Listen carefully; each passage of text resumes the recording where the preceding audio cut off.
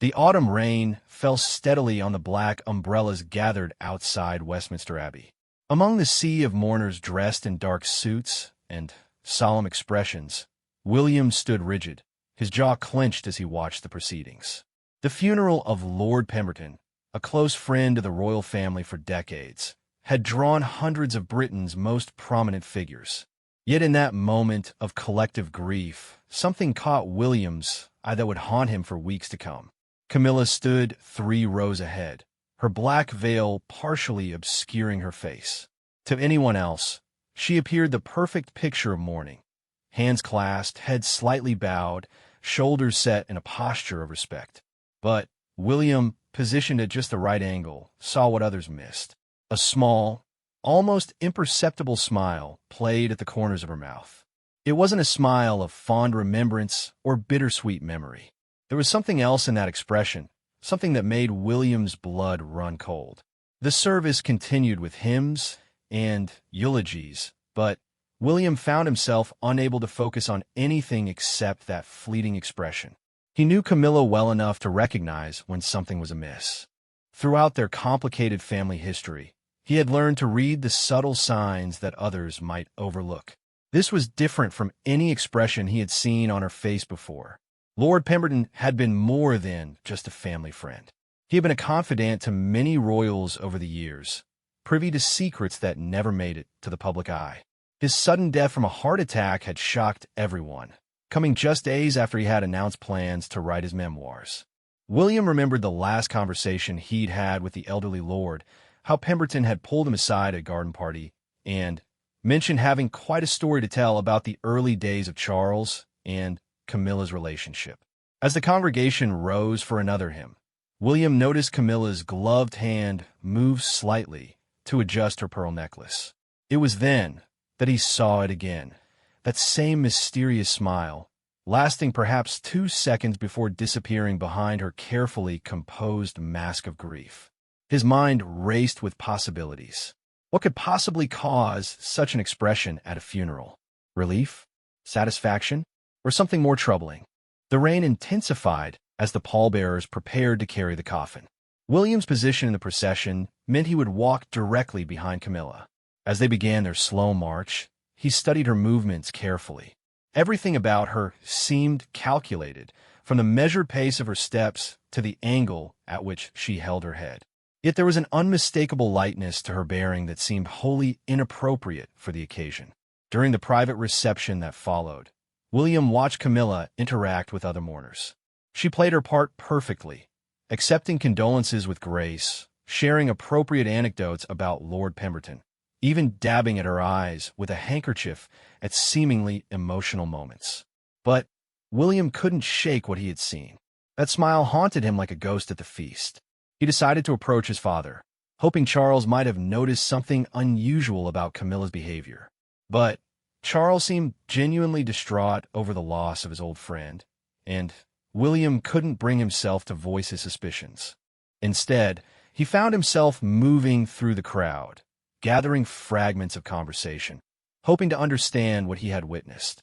Margaret Ashworth, Pemberton's secretary for 30 years, mentioned how the Lord had been working feverishly on his papers in recent weeks, often staying up until the early hours of the morning. He seemed almost desperate to get everything down, she confided to a small group near the fireplace. Said he wanted to set the record straight about several matters before it was too late. Another guest, Sir Edmund Hartley, recalled a cryptic comment Pemberton had made at their club just a week before his death. He said some secrets were better left buried, but others demanded the light of day. I asked what he meant, but he just smiled and changed the subject. As William pieced together these snippets of information, a picture began to emerge. Lord Pemberton had been preparing to reveal something significant in his memoirs, something that certain people might prefer remained hidden. The timing of his death, so soon after announcing the book, suddenly seemed less like cruel coincidence and more like something else entirely. He remembered his grandmother's word from years ago. In our world, William, coincidences are rare. When they appear to happen, look closer. The Queen had taught him to observe, to notice the details others missed, to trust his instincts when something felt wrong. And Everything about this situation felt wrong. That evening, William found himself in his study, staring at a photograph from a royal gathering 5 years earlier. In it, Lord Pemberton stood between Charles and Camilla, all three smiling at some shared joke. But now, looking at it with fresh eyes, William noticed the way Pemberton's hand rested on a thick folder he carried, and how Camilla's eyes weren't focused on the camera, but on that folder. He pulled out other photographs from various events, spreading them across his desk like pieces of a puzzle. In each one where Pemberton and Camilla appear together, there was something, a glance, a positioning, a tension that suggested an underlying dynamic he had never noticed before. It was as if he was seeing their relationship through a new lens, one that revealed shadows where he had previously seen only light. The next morning brought unexpected news. Pemberton's solicitor announced that the Lord's personal papers, including the manuscript for his memoirs, had vanished from his study. The local police were investigating it as a simple burglary, though nothing else of value had been taken. William felt his suspicions crystallize into something harder, more certain. He decided to visit Pemberton's estate himself, using the pretense of offering personal condolences to the family. The grand house felt different without its master, quieter, somehow diminished. Pemberton's son, James, greeted William warmly but seemed distracted, troubled by more than just grief. "It's the strangest thing," James confided as they walked through his father's study. The manuscript wasn't the only thing taken. They also got his appointment diaries going back 40 years. Who want those dusty old books? They're just meeting schedules and social engagements. But William understood immediately. Appointment diaries would show who met with whom, when, and where. They would provide a timeline, a framework for whatever story Pemberton had been planning to tell. Without them, any claims in the memoirs could be more easily dismissed as the fantasies of an aging man. As he drove back to London, William's phone rang. It was his private secretary with news that Camilla had suddenly decided to take a holiday to her private retreat in Scotland. She would be gone for at least 2 weeks, citing exhaustion from recent royal duties. The timing struck William as more than coincidental. That night, unable to sleep, William found himself going through newspaper archives online. He searched for any connections between Pemberton and various royal scandals over the years, looking for patterns, seeking clues. What he found made him sit back in his chair, mind-reeling. Pemberton hadn't just been a family friend. He had been a fixer, someone who quietly resolved delicate situations for the royals. His name appeared in the background of numerous incidents, always mentioned in passing, never the focus of attention. He had been the invisible hand smoothing over troubles, the keeper of secrets that could damage the monarchy. But fixers often know too much, and knowledge can be a dangerous burden. William wondered what specific secret had finally prompted Pemberton to break his decades of silence. What revelation had he considered important enough to risk everything for? Over the following days, William made discreet inquiries. He spoke with journalists who covered the royal beat, historians who specialized in the modern monarchy, even retired servants who might remember details from the past. Slowly, carefully, he began to construct a timeline of Camilla and Charles's relationship, looking for gaps, inconsistencies, moments when Pemberton's invisible hand might have been at work. One name kept surfacing in his research: Amanda Thornton, a society photographer who had been prominent in the 1980s but had suddenly disappeared from the London scene. After some digging, William discovered she had moved to New Zealand quite abruptly, selling her successful business for far less than it was worth. The timing of her departure coincided with a period when Pemberton had been particularly active in royal circles. William tracked down Amanda's contact information and, after much deliberation, decided to call her. The conversation was illuminating. Amanda had photographed many society events, including some involving Charles and Camilla during the early years of their relationship. She admitted carefully, captured some images that certain parties had been very eager to acquire and suppress. Lord Pemberton was very persuasive, she told William, her voice carrying a note of old bitterness across the international connection. He made it clear that my continued success in London depended on my cooperation. When I hesitated, things began to happen. Canceled contracts, social snubs, whispered rumors about my professional integrity. The message was clear: leave voluntarily or be destroyed. This was the Pemberton that history wouldn't remember. Not the charming courtier, but the enforcer who protected the monarchy's reputation with whatever means necessary. Yet something had changed in his final months. Perhaps facing his own mortality, he had decided to unveil the truth about his role and the secrets he had helped bury. William's investigation led him to other similar stories. A gossip columnist who had suddenly decided to retire after getting too close to a story about Camilla. A private investigator who had been hired by Diana, but had mysteriously dropped the case. Each thread led back to Pemberton, the spider at the center of a web designed to protect certain people while destroying others. The picture that emerged was troubling. Camilla's path to becoming Charles's wife had been clear by systematic removal of obstacles and suppression of potentially damaging information.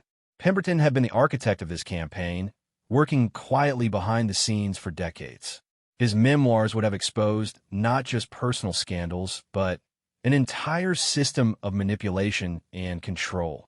As William delved deeper, he began to receive subtle warnings. His private secretary mentioned concerns about his recent activities from higher up. His phone developed strange echoes during certain calls. A journalist he had been planning to meet canceled at the last minute, citing sudden health concerns. The message was clear: stop digging. But William couldn't forget that smile at the funeral. It wasn't just inappropriate. It was the smile of someone who had won a long and difficult game. Camilla hadn't been mourning Pemberton.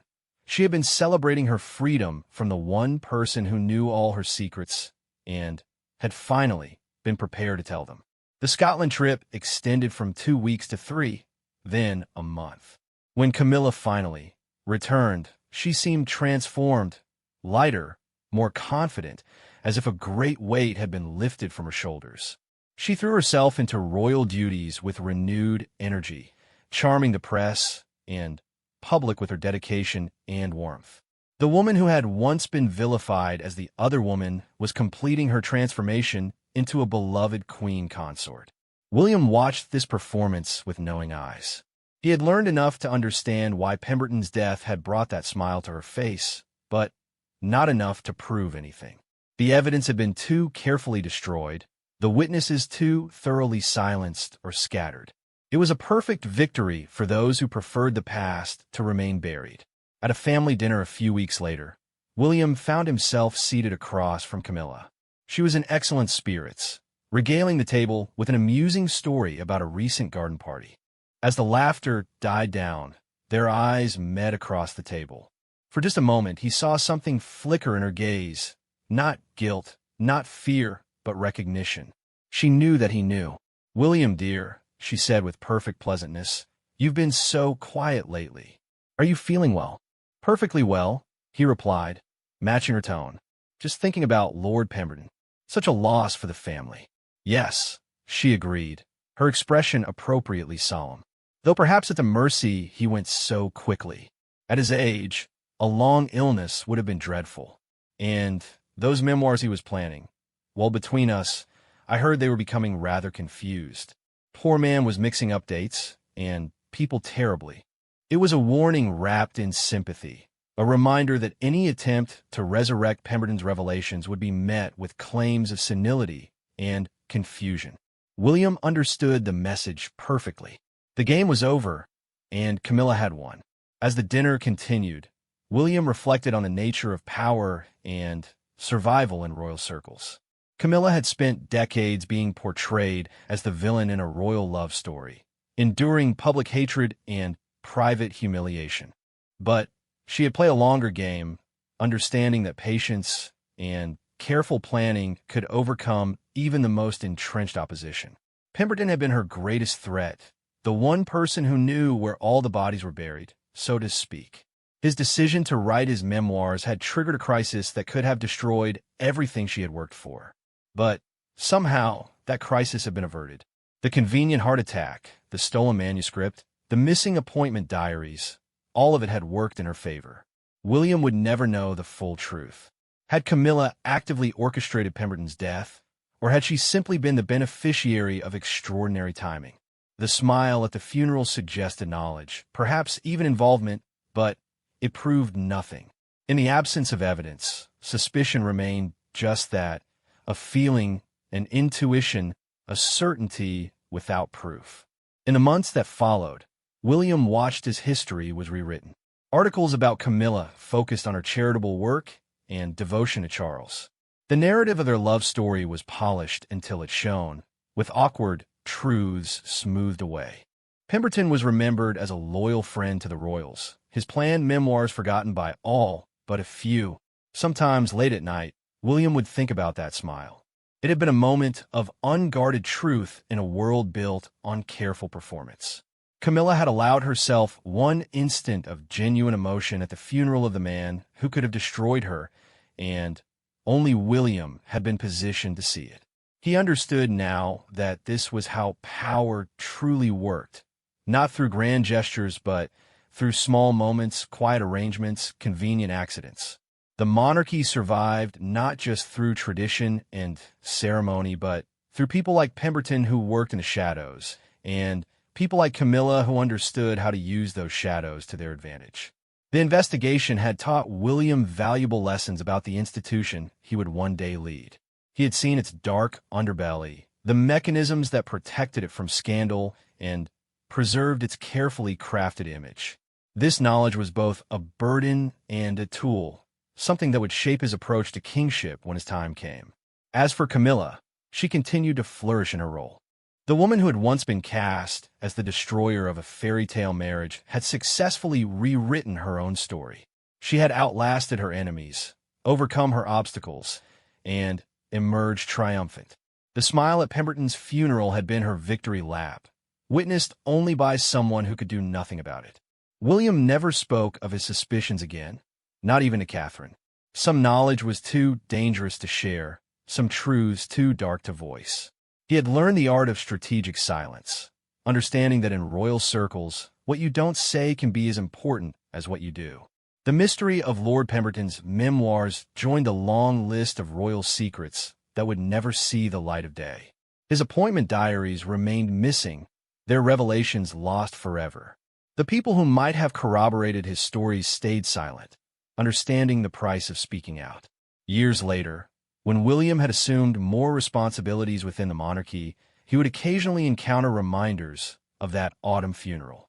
A photograph of Pemberton in a palace corridor, a mention of Camilla in a society column, a rainy day that brought back memories of black umbrellas and hidden smiles. He had learned to live with unanswered questions, to accept that some mysteries were meant to remain unsolved. The institution of monarchy required its secrets, its hidden mechanisms, its unspoken agreements. William had glimpsed behind the curtain and understood that what he saw there was both the source of the monarchy's survival and the challenge to its conscience. In the end, the story of Camilla's smile became part of William's private knowledge, a reminder of the complexities that lay beneath the surface of royal life. It had shown him that in the Game of Thrones, both literal and figurative, victory often went not to the righteous, but to the patient, not to the truthful, but to the strategic.